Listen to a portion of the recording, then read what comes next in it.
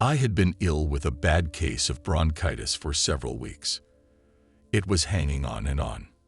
I was traveling from Indianapolis to Terre Haute one day, and I got so tired, I decided to pull off at the little town of Cloverdale to take a brief rest. It was very cold. I parked the car in an empty parking lot and turned off the engine. I covered myself up with my coat and reclined my seat just to try to get a short nap. The time was 12:02 p.m. I did not go to sleep. After a few minutes, I began to have difficulty breathing. I fumbled in my purse for my inhaler, took a couple of inspirations from it, then lay back down, but I still could not breathe. I tried to sit up, but I was too weak. I struggled and struggled for air, but simply could not breathe in or out. I started to pass out, and I became aware of my body, as if I were looking at it from the outside. I wasn't seeing it with my eyes. I was just aware there was a body there that was struggling for air, and it was getting weaker and weaker. Then the body became very quiet. I knew the body was mine, but I didn't seem to care very much about it. Suddenly, I found myself in a tunnel. The tunnel was made of some transparent kind of bricks or blocks. Light shone into the tunnel through the bricks. It was a beautiful golden light, and it felt warm and comforting. I wanted to get to the light. I stepped into the tunnel, and as I did, the tunnel began to slowly rotate. I told myself to be careful of my footing so I would not fall as the tunnel rotated.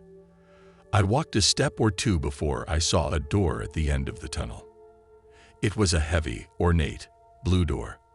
I had no sooner determined that I wanted to go up to the door, when suddenly, there I was. I tried to open it, but I couldn't. Then information just flowed into me.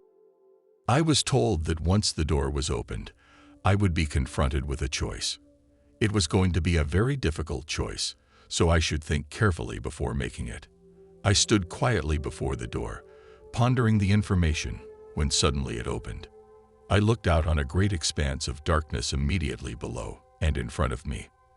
Beyond the darkness, in the distance, was an endless galaxy. A bright light, brighter than all the stars in the galaxy, shone from the center.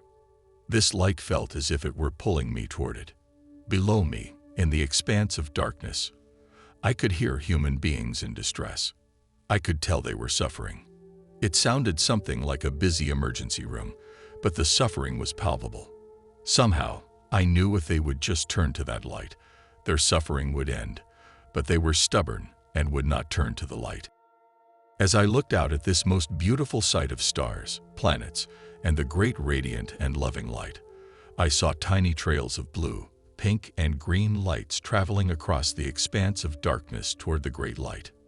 I wondered what they were, and instantly I had the information that they were prayers from people seeking the light. They were very beautiful, and once they reached the light, they were absorbed into it. Then larger trails of white light traveled from the great light outward. I knew that these were answers to prayers. I just wanted to watch the traveling of the lights, be warmed by the light, and enjoy the beautiful view. The light turned a magnificent blue and rolled toward me like an ocean wave. It was not really close to me, but nevertheless I could see the image of Jesus within the blue wave. Love poured out upon me like warm water. Jesus looked just like he did on the poster in my Sunday school class. I had the thought that if I had been a Buddhist, perhaps he would look like Buddha, and I was told, that is right. God appears in a familiar form. I wanted to ask Jesus some questions, but suddenly I was told I had to make a choice. I was not told by a person. It was more like a chorus of voices that were not heard with my ears, but somehow communicated another way. They told me I could stay or I could go back.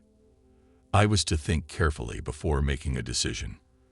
I thought about my 3 teenage children at home. They were all troubled. We had all been abandoned by my husband the year before. We were dealing with poverty and abandonment, in addition to all the stresses of puberty.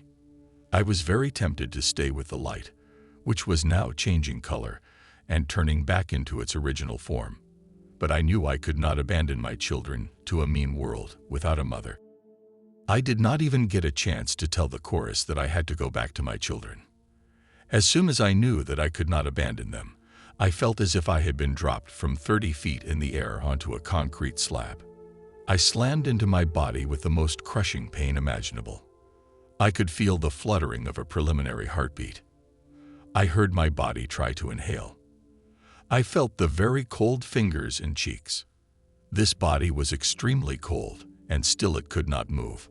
I heard it inhale sharply and groan. I listened for it to inhale again, and it did. I coaxed it, telling it when to breathe in and when to breathe out. I felt its heart gain a rhythm, and then I was completely within the body, struggling for a good breath. I have never been so cold. The outdoor temperature was about 20 degrees, and my body seemed nearly that cold. I looked at the clock. It was 12:40 p.m. It took nearly an hour of heating the car and my body until I could move effectively. My breathing was very tenuous. Eventually, I became strong enough to drive home.